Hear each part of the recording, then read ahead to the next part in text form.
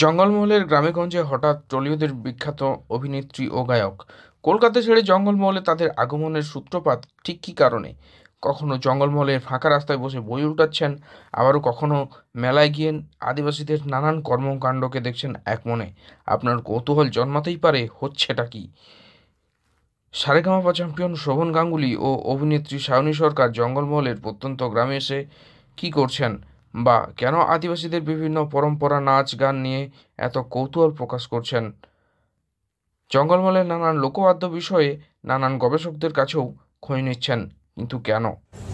আসলে সোহিনীদি এবং শোভনদা তারা বাংলার যে সমস্ত হারিয়ে যাওয়া লোকসঙ্গীত আছে, লোকবাদ্যযন্ত্র আছে, সেগুলো দিয়ে ডকুমেন্টেশন করছেন। সেই কাজেই আমাদের জঙ্গলমহলের তার আশা।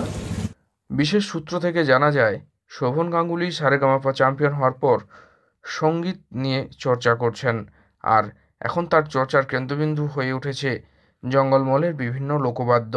ধামসা মাদলের ছন্দে তাল, লয়, নানান বিষয়গুলি এসে প্রত্যক্ষ করার পাশাপাশি জঙ্গলমহলের আদিবাসীদের নানান ধরনের নাচ, যেমন সাড়পা, ভুয়াং বিষয়ে গবেষণা করার পাশাপাশি একটি তথ্যচিত্র করবেন, এমনটাই জানা গিয়েছে। আর এই বিষয়টি গোটাটি পরিচালনা করছেন অভিনেত্রী সায়নী সরকার। এদিন হাতিমারার মেলায় গিয়ে আদিবাসীদের নানান নাচ ও গানগুলিকে ক্যামেরাবন্দি করেন তারা।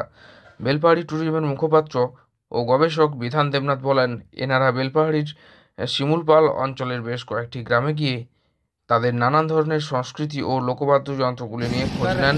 সেগুলি কিভাবে বাজানো হয়, তার কী কী বৈশিষ্ট্য রয়েছে সে বিষয়ে জানার পর তার বেশ কিছু ডকুমেন্টারি করেন, যেগুলি জঙ্গলমহলের লোকবাদ্য ও সাংস্কৃতিক আচার অনুষ্ঠান নিয়ে একটি তথ্যচিত্র প্রকাশ করবেন, এমনটাই জানা গিয়েছে। ডকুমেন্টেশন করছেন। সেই কাজেই আমাদের জঙ্গলমহলের তার আশা। ঝাড়গ্রামে আসে এবং বেলপাহাড়িতে ওই উদ্দেশ্যে এসেছিল। তিনি আর কোথায় কোথায় গিয়েছিলেন? কিন্তু নর্মালি উনি এসেছিলেন এখানে একটা গ্রাম আছে, আমরোলা গ্রাম আছে, সেই সঙ্গে হাতিমারা যে পাহাড় আছে, সেই পাহাড়গুলোর ওখানে গেছে। এর পাশাপাশি জঙ্গলমহলের হাতিমারার মেলায় গিয়ে আদিবাসীদের নানান আচার অনুষ্ঠানগুলিকে তারা ক্যামেরাবন্দি করেন। যদিও বিষয়টি নিয়ে সঠিক কোনো তথ্য তারা দিতে চাননি, স্থানীয় সূত্র মারফত বিষয়টি জানা যায় যে জঙ্গলমহলের লোকবাদ্য নিয়ে এই প্রথম কোনো তথ্যচিত্র সংগঠিত হতে চলেছে শোভন ও সোহিনীর হাত ধরে। ঝাড়গ্রাম থেকে তন্ময় নন্দীর রিপোর্ট, লোকাল 18 বাংলা।